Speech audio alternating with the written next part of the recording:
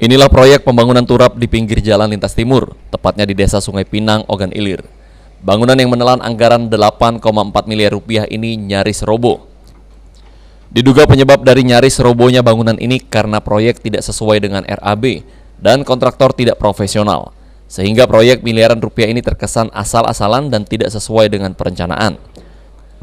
Proyek yang dikerjakan PT Gajah Mada Sarana dibangun untuk menahan jalan raya poros agar tidak terkikis sungai yang ada di sampingnya.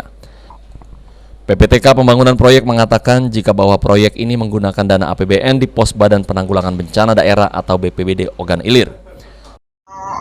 Yang kemarin itu kan, beberapa hari itu kan timbunan itu kan artinya kan menyerap air.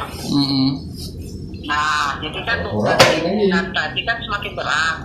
Belum lagi yang paling contoh kan di sungai kan, ada gerakan dari arus gelombang kan. Arus apa Bu? Bang. Iya, arus sungai tadi kan, kalau itu kan di sungai. Jadi kan pasti ada gerakan-gerakan sungai kan. Yo, yang namanya barang di sungai tadi kan pasti ada temburan sungai itu kan, apalagi itu kan di belokan sungai kan, dan ini gitu tuh kan, tembok penahan kita tuh kan.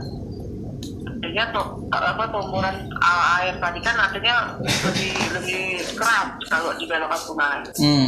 Nah, karena timbunan tadi semakin bebannya semakin berat, selingnya tadi ada yang kendor. Seling yang untuk menahan payung.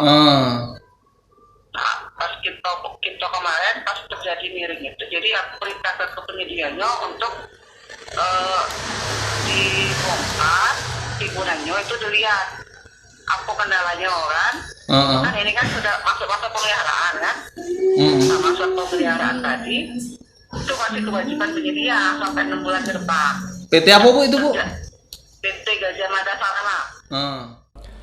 Proyek ini sendiri masih dalam pemeliharaan selama 6 bulan dari pihak PT, dan kini pihaknya telah meminta kepada pihak PT untuk melakukan perbaikan atas bangunan yang nyaris roboh. Ahmad Romawi, PAL TV.